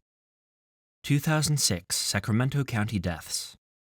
In the early morning of October 27, 2006, Sacramento County Sheriff's Deputy Jeffrey Mitchell conducted a traffic stop on a white van lacking license plates. In the ensuing 7 minutes, a violent struggle unfolded, resulting in Deputy Mitchell's tragic death at the age of 38. Subsequent investigations led to the discovery of a white van, submerged in the river, revealing 2 bodies inside. The perplexing twist left investigators contemplating whether Deputy Mitchell had been murdered for interrupting a killer disposing of bodies, or if the assailant was somehow connected to the victims found in the van. The incident gave rise to a complex and mystifying mystery for law enforcement to unravel, then them. Layer 7. Dr. No. Dr. No, the suspected American serial killer linked to at least 9 murders of women and girls in Ohio between 1981 and 1990, primarily targeting prostitutes at locations like the Union 76 truck stop along Interstate 71. The perpetrator, later identified as Samuel Legg III in 2019 through familial DNA, was suspected of additional killings in New York, Illinois, and Pennsylvania. Notably, the killer was nicknamed Dr. No after a regular client known by that name. The string of murders began in 1981, with the discovery of a young woman known as the Buckskin Girl. The victims, often found without underwear and shoes, faced brutal beatings and strangulation. The case involved victims like Marcia Matthews, Shirley Dean Taylor, April Barnett, Jill Allen, Anne Marie Patterson, Paula Beverly Davis, LaMonica Cole, Terry Rourke, and Patrice Corley. Investigations included extensive interviews with individuals associated with truck stops, service stations, and law enforcement agencies. Witnesses described the perpetrator as a tall, large man, aged 25 to 40, with fair skin, dark hair, glasses, and a northeastern accent. A reward was offered, leading to the detention of individuals suspected to be Dr. No, but no charges were filed against them. Various suspects, including Avon Wilson, John Fortenberry, James Robert Cruz Jr., and Sean Patrick Gobble, were considered during the investigation. However, none were conclusively linked to the crimes. In 2019, Samuel Legg III was identified through DNA profiling, connecting him to multiple murders in Ohio and Illinois. Despite his arrest, Legg has faced challenges of mental incompetence, delaying legal proceedings. The I-65 Killer. On March 3, 1989, 2 women were found murdered about 50 miles apart. Investigations later revealed that a single perpetrator had committed both crimes within a few hours. In February 1987, Vicky Heath, a 41-year-old divorcee, had recently moved to Radcliffe, Kentucky, following her fiancé's advice to start afresh. Employed as a night auditor at a Super 8 motel in Elizabethtown, she sought to contribute to her new life altogether. On the night of February 20th, 1987, Vicky was working her usual shift. Guests discovered the motel lobby in disarray the next morning, prompting a call to the police. Upon arrival, an officer found signs of a violent struggle.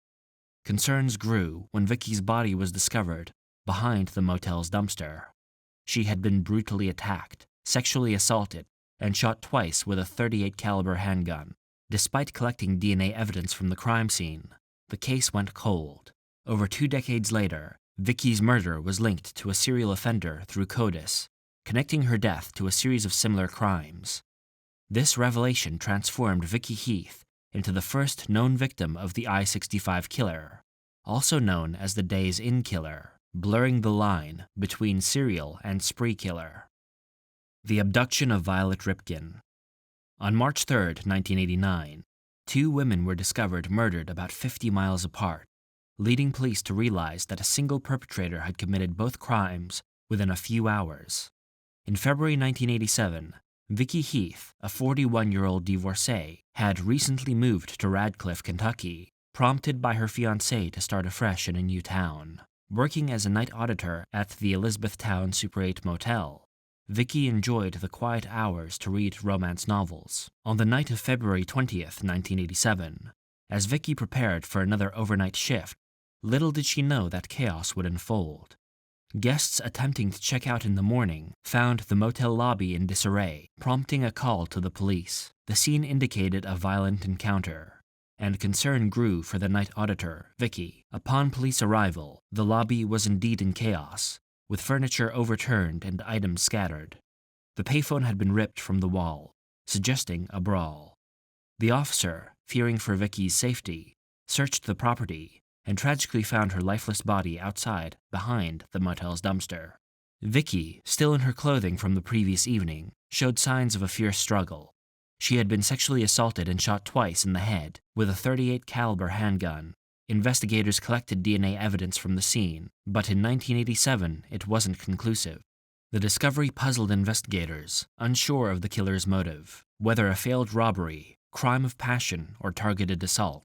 Despite diligent efforts, no substantial suspects emerged, leaving Vicky Heath's murder unsolved for over 2 decades. Years later, DNA from the crime scene matched an offender in the Combined DNA Index System, CODIS. This killer, already implicated in other crimes, connected Vicky's death to a series of similar acts, blurring the lines between serial and spree killer. This marks the chilling beginning of the I-65 killer, also known as the Days Inn killer. The Zip Gun Bomber. On May 7, 1982, a high school guidance counselor named JonBenét Dallas fell victim to an explosive device concealed in a mailed cookbook. Joan, born December 4, 1927, spent most of her life in Brooklyn, New York. She was married to Howard Kipp, and the couple had 2 children, Debbie and Craig. Joan worked as a guidance counselor in School District 20, overseeing counseling programs in Bay Ridge, Bensonhurst, and Borough Park. By 1982, with over 15 years of experience, Joan was also the treasurer of the Bay Ridge Community Council and planned to run for the position of vice president. On that fateful day, Joan left work early, intending to enjoy a Mother's Day weekend getaway at their family's summer home in Connecticut with her husband. Upon returning home, she found a package addressed to her, which she believed to be a Mother's Day gift. Opening the cookbook, titled The Quick and Delicious Gourmet Cookbook, revealed an improvised bomb that discharged 3 shots, causing injuries to Joan.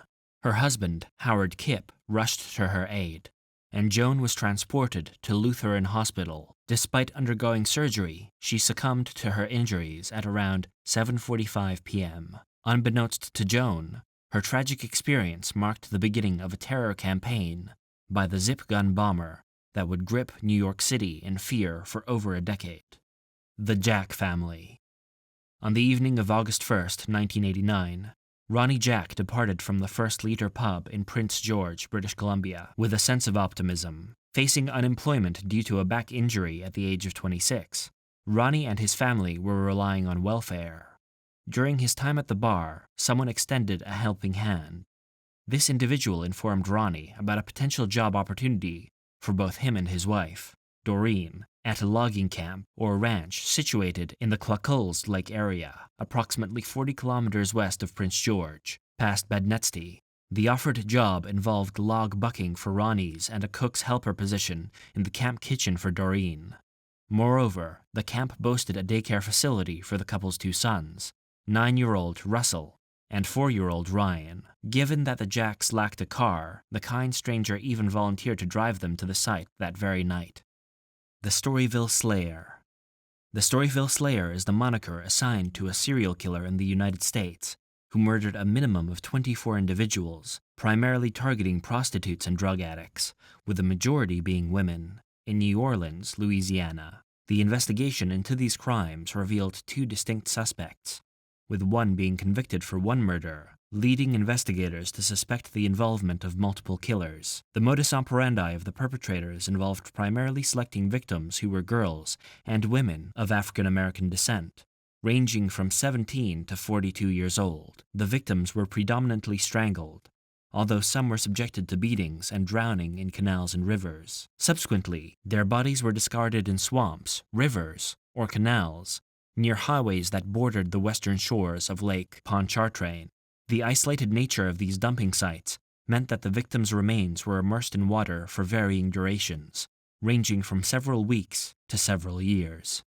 This led to extensive decomposition, destroying crucial evidence, and resulting in the continued anonymity of some victims. Paul Higgins.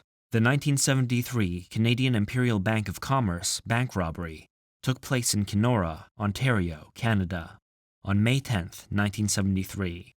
An unidentified assailant, wearing a black balaclava mask, entered the bank armed with firearms, a bomb, and bags for holding money. During the escape, accompanied by an undercover police officer, the assailant was shot by a police sniper, leading to the detonation of the bomb. The robber was killed, and the officer sustained injuries. The identity of the robber remains unknown. In the course of the robbery, the assailant demanded that the bags be filled with money, while holding a homemade bomb with a dead man's switch in his teeth. Constable Don Millard volunteered to act as a getaway driver. As they exited the bank with the bags, a police sniper shot the robber, causing the bomb to explode. The robber died in the explosion, and Constable Millard, although injured, was partially shielded by the money-filled duffel bag he carried. The street was showered with over $100,000 in cash, most of which was later returned. After the incident, the robber's wallet was found, containing handcuff keys, $176, and a receipt from the Canrecia Hotel. He had checked in under the name Paul Higgins, leaving a streamer trunk stored at the hotel. The assailant, wearing a mask during the robbery, had his features destroyed in the explosion. Despite investigative efforts, the identity of the bomber remains a mystery.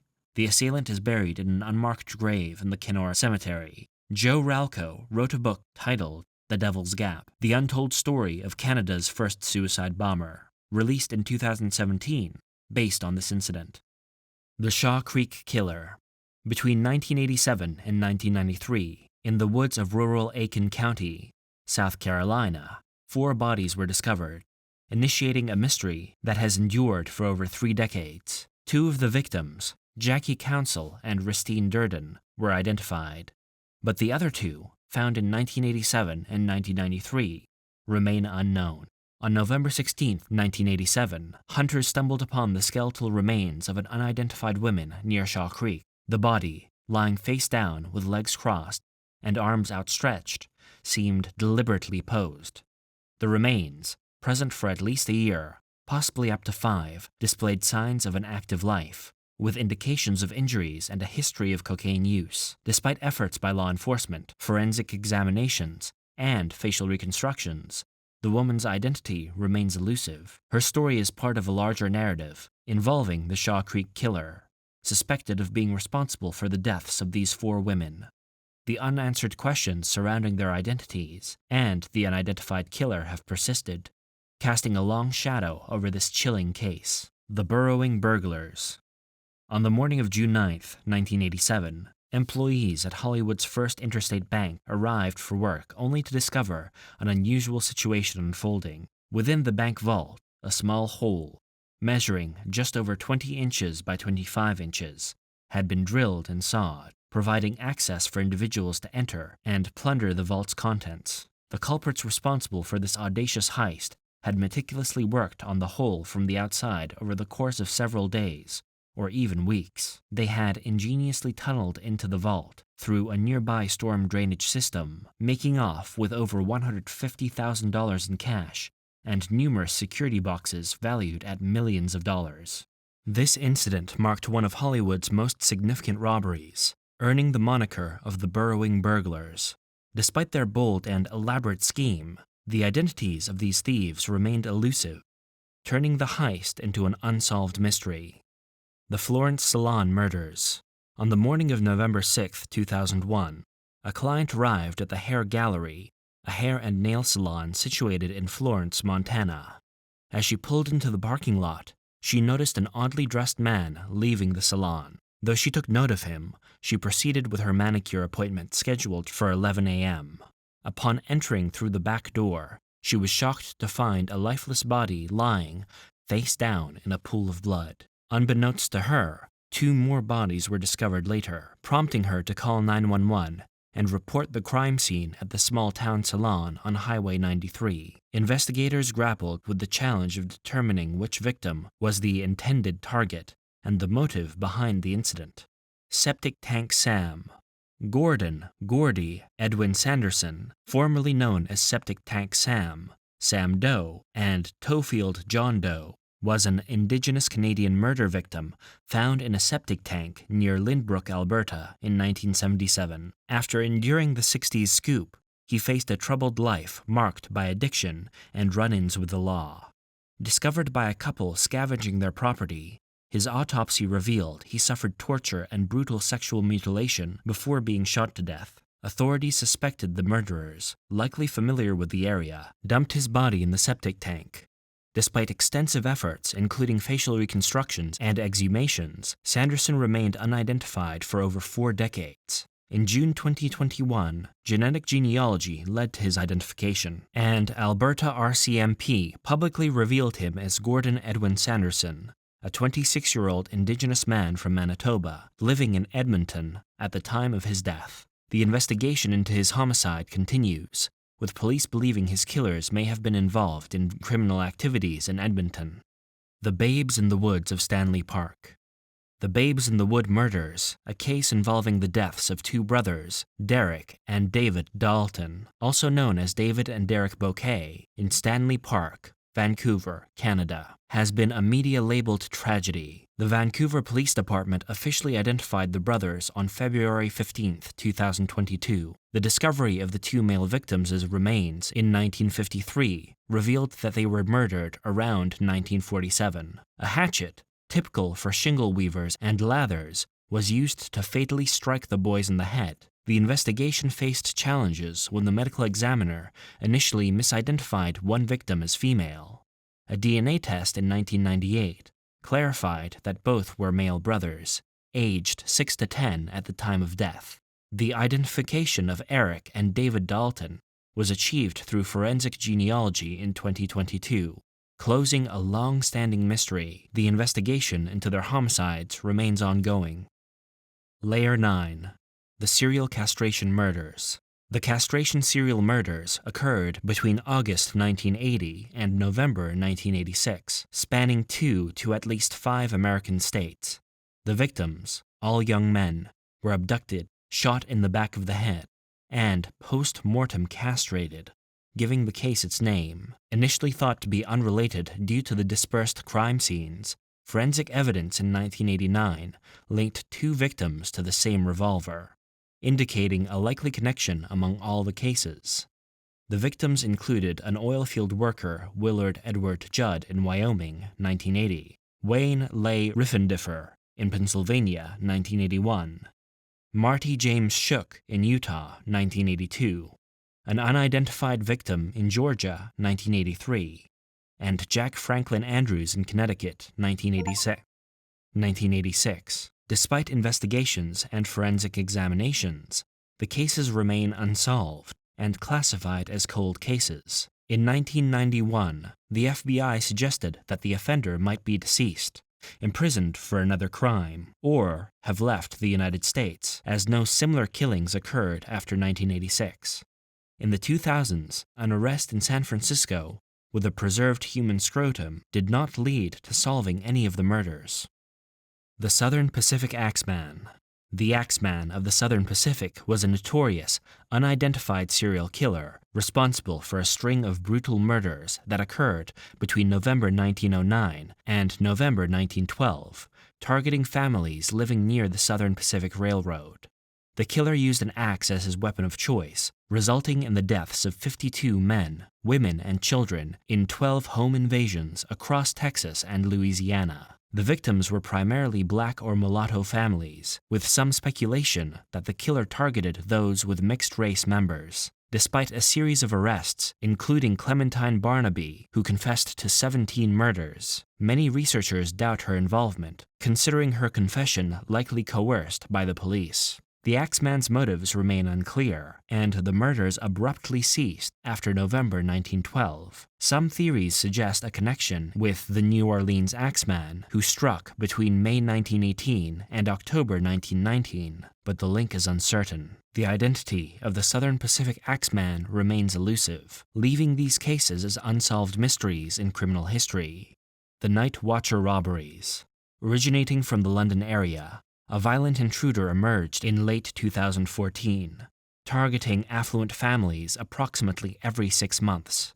The assailant focused on wealthier residences in supposedly secure neighborhoods, disappearing after each crime, having amassed around £7 million worth of jewelry. The Stiff family, particularly Robert and Catherine, prominent figures in Surrey, became victims in this spree. Residing in the upscale suburb of Kingswood, the Stiffs, a multi-millionaire couple, lived in a gated mansion adjacent to the Kingswood Golf and Country Club.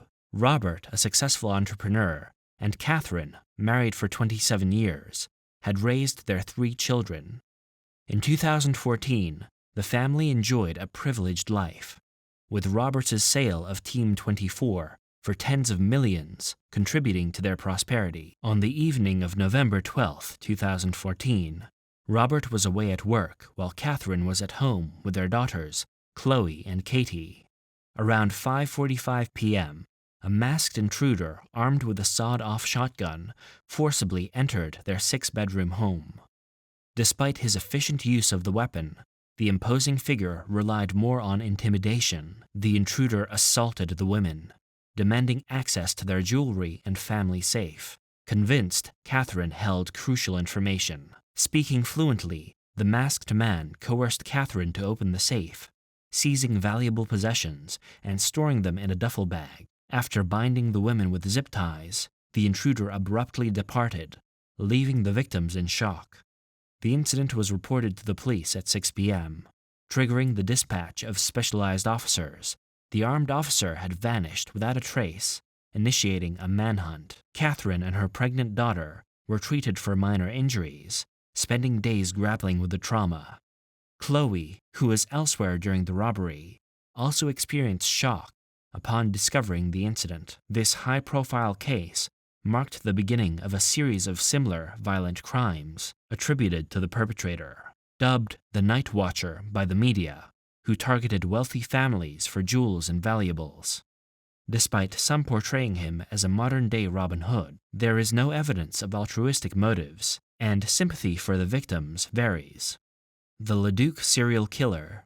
The remains of Corey Renee Autumnbright, missing since 2004, were discovered on a rural property near Leduc, Alberta, in April, alongside the remains of Dolores Brower. Both women were Edmonton sex trade workers. RCMP, after initially identifying the remains as Brower's, later confirmed Autumnbright's identity through DNA analysis. Her death is considered a homicide, and investigators suspect a serial predator. as the remains of both women were found within 8 kilometers of 2 other women in the same area.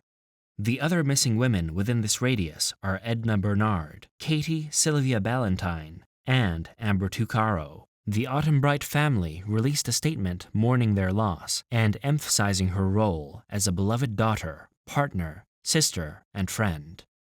The Forest City Killer. In the 1960s, a series of unsolved murders occurred in and around London, Ontario, claiming the lives of 8 individuals. Despite the passage of time, justice has eluded the victims. Vanessa Brown, in her comprehensive true crime narrative, meticulously sifts through personal accounts, institutional records, interviews, and speculations to construct a detailed chronicle of this dark period in the province's history, drawing from the files of the late detective Dennis Alsop. Brown, with access to new sources and previously unexplored statements, poses challenging questions to families and suspects alike. For those well-versed in true crime, tales of London as a potential hunting ground for multiple killers in the 1960s and 70s may be familiar. Positioned between Detroit and Toronto, with easy access via a newly constructed highway, the city became a focal point for sexual homicides that perplexed both the Ontario Provincial Police and local law enforcement. The question lingered: was the perpetrator an outsider, or worse, someone from within the community? Contrary to the notion of multiple culprits, Brown argues that authorities should have concentrated on a single individual, whom she names the Forest City Killer, drawing parallels to the infamous Golden State Killer in the U.S. She posits that this person could still be local and challenges outdated victimology theories that led investigations astray. Brown intricately explores the case, examining shady characters on the fringes of the murders. Using Jackie English's disappearance as a focal point for her exploration of potential serial killings, Brown's prowess as a researcher and storyteller shines through. Through interviews, newspaper articles, archival photos, and personal anecdotes, she presents complex narratives with clarity. She addresses morbid curiosity without diminishing the victims, showcasing a remarkable talent in the true crime genre. The emotional toll on families affected by these tragic events is vividly conveyed. More than just an investigative piece, The Forest City Killer emerges as a poignant portrayal of young lives cut short and a compelling call for long-awaited justice in the realm of Canadian true crime, destined to become a classic. The Dorchester County Three. In the spring of 1987, Sarah Boyd, aged 32, resided in Harleyville, South Carolina, with her husband, Philip Boyd, and their 2-year-old daughter, Kimberly. On the night of April 3, 1987, Sarah and her friend, Linda McCord, attended a gospel concert in Walterboro, South Carolina, driving McCord's blue Lincoln. Witnesses later reported seeing the car between Walterboro and Kennedy's, South Carolina, traveling slowly with another unidentified vehicle following. The next day, the Lincoln was found abandoned near Holly Hill, South Carolina, showing signs of engine trouble. Despite searches, no trace of Sarah, Kimberly, or McCord was found. In 1990, Sarah Boyd's credit card was used, but the signature didn't match hers. Speculation arose about the discovery of a body resembling Kimberly Boyd, named Baby Jane Doe, in Georgia in 1988. The case remains unsolved, with the trio's fate unknown.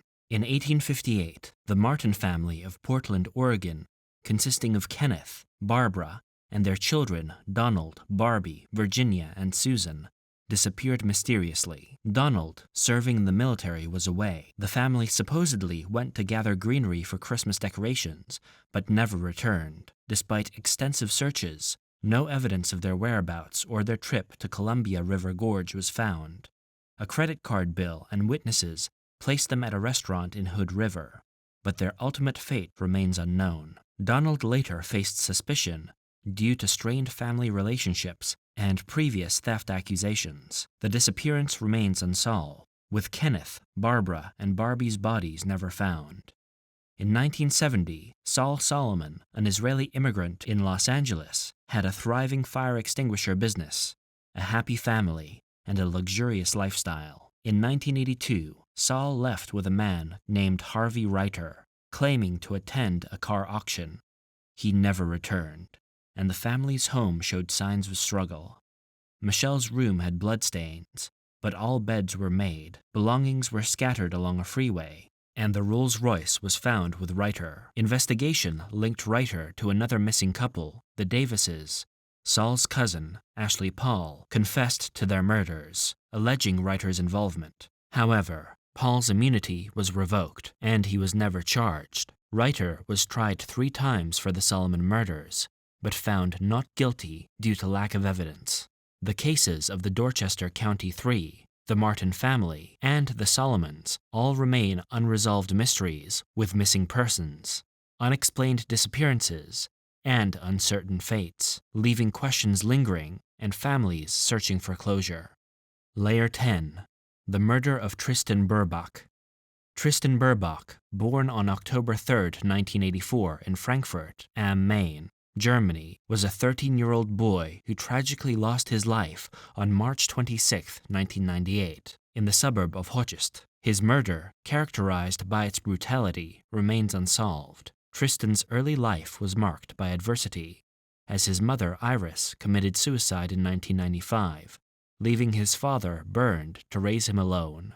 Despite these challenges, Tristan grew up in suburban neighborhoods, displaying a combination of shyness and street smarts. He attended Walter Kolb Primary School in Hochst before progressing to secondary school in Sindlingen. An animal enthusiast, Tristan often engaged with strangers in conversations about their pets during his walks around the neighborhood. Tragically, Tristan was last seen alive at Bruno Acht Alnage, a park near Frankfurt Hochst rail station, at 3:20 p.m. on the day of his murder. His body was discovered by the Lederbach Tunnel by schoolchildren, revealing a gruesome scene of beating, strangulation, and mutilation. Witnesses described a potential suspect, leading to the creation of a composite sketch. The investigation has been marked by various false leads, including an unfounded accusation by an American woman against her ex-husband. In 2016, Manfred Seal was briefly considered as a suspect due to his disturbing history of murdering women, but he was later excluded from involvement in Tristan's case. A distinctive feature of the investigation involves an unidentified ponytailed man,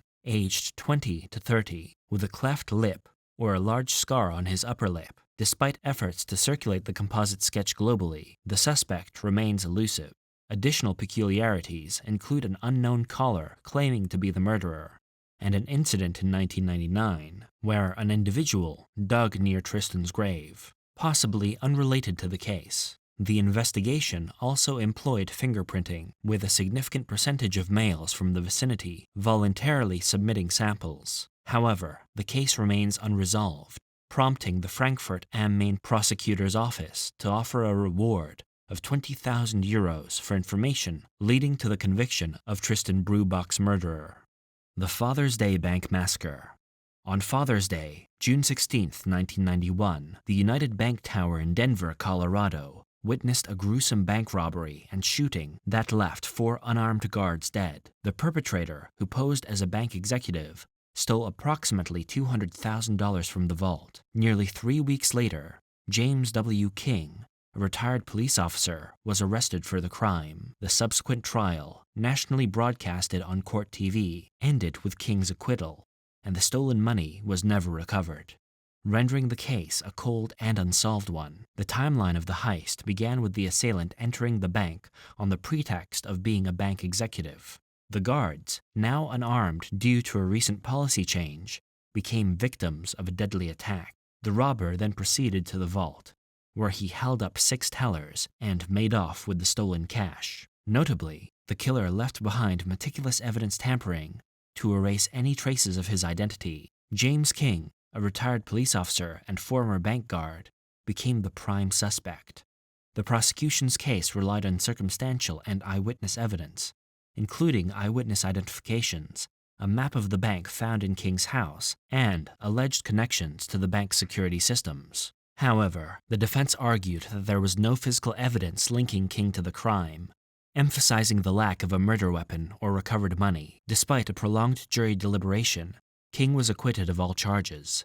The trial brought forth conflicting accounts, including witness identifications that were questioned for reliability. After the trial, King lived under FBI observation, but was never charged with any subsequent offenses.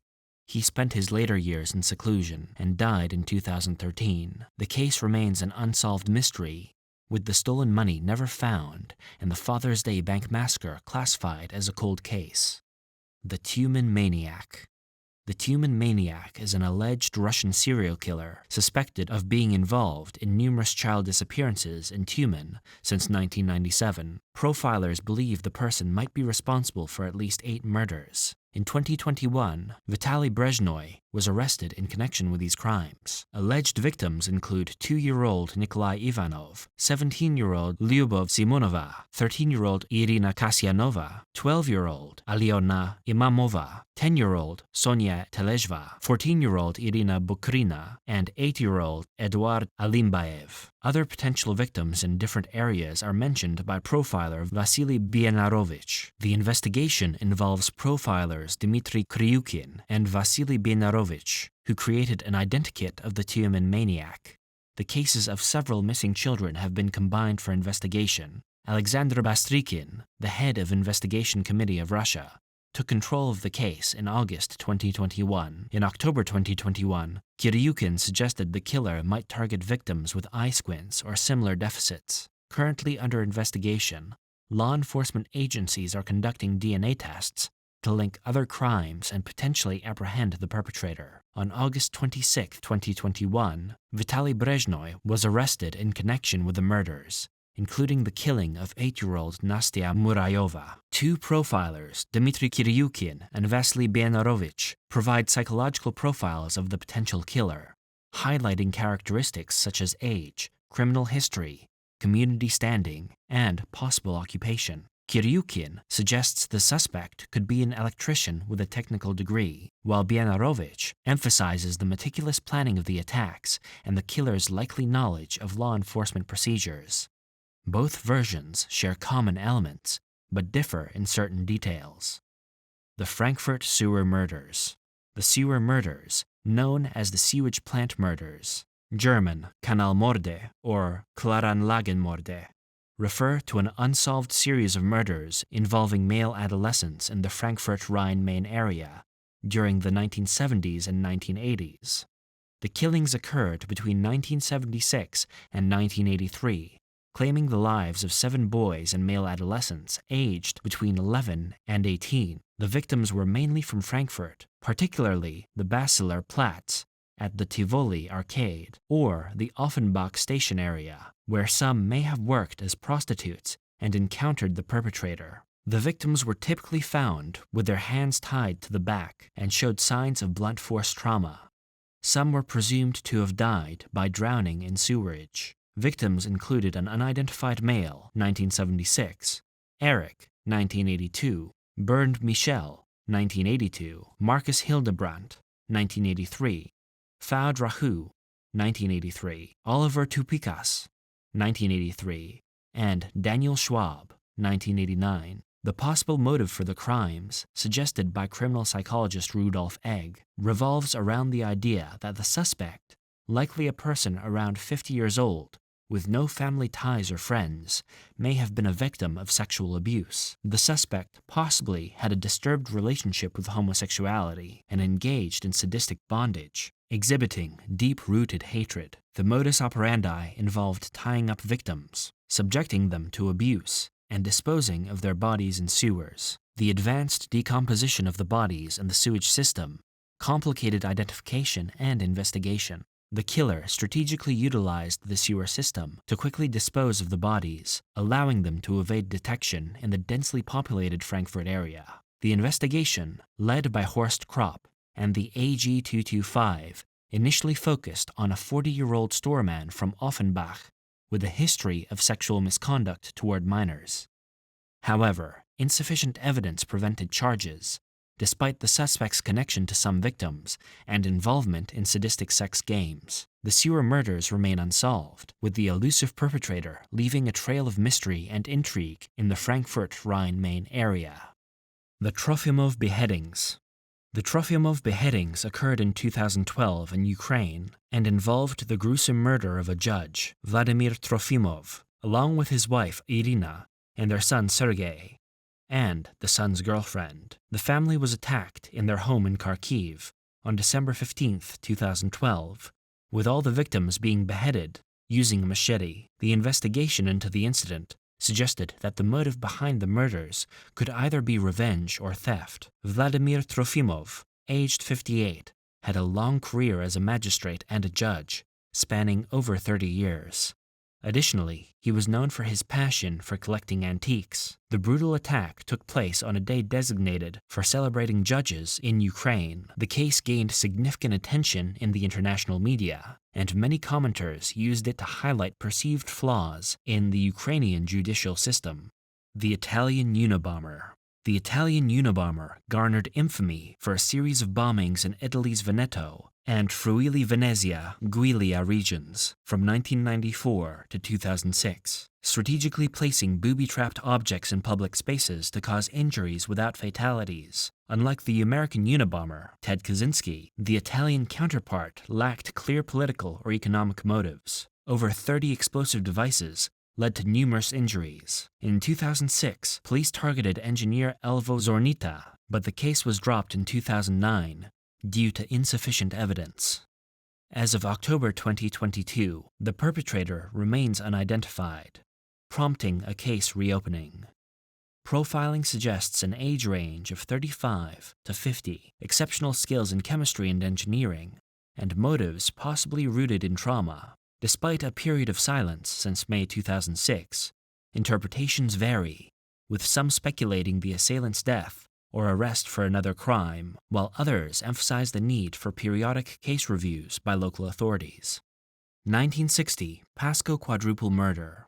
On August 11, 1960, a quadruple shooting claimed the lives of 4 individuals in a residence at 1125 East Clark. Responding to reports of gunshots, the police were informed by a 13-year-old witness who saw a man fleeing the scene, jumping into a station wagon and driving away. The victims were identified as 30-year-old Israel Fowler, 37-year-old Celeste Dixon, 29-year-old Robbie Jean Harris, and 37-year-old Truman H. Brown. Law enforcement initially speculated that the assailant may have encountered one of the women at a nearby establishment, the Kingfish Club, and believed that a robbery might have led to the shooting. Harris, known as an exotic dancer, was suspected of involvement in possible prostitution. Despite investigations and advancements in fingerprint and DNA technology applied to old evidence, no concrete leads or definite suspects were identified. After 57 years, the Pasco police shared case details on Facebook, hoping to elicit new leads or jog memories regarding the unsolved case. Designated as PP60-05026 homicide, the provided images depict a 1957 Pontiac station wagon, believed to be the potential getaway vehicle, as described in a police advertisement, and were featured in a follow-up article by the Tri-City Herald. That'll be the last submission for this iceberg today. Thank you everyone for joining to the very end. I'm quite exhausted right now, but that was extremely fun.